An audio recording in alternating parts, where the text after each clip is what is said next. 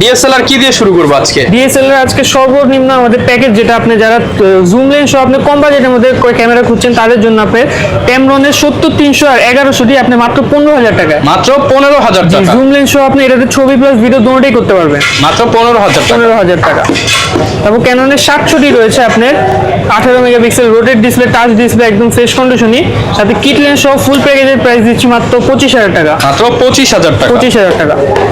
তারপর আপনার Canon-এর 1300 রয়েছে, সাথে 18-55 কিট লেন্স, যারা আপনি কম বাজেটের মধ্যে ওয়াইফাই ইনবিল সহ ক্যামেরা চাচ্ছেন, এটা ফুল প্যাকেজের প্রাইস দিচ্ছি মাত্র 18,000 টাকা। অনলি 18,000 টাকা।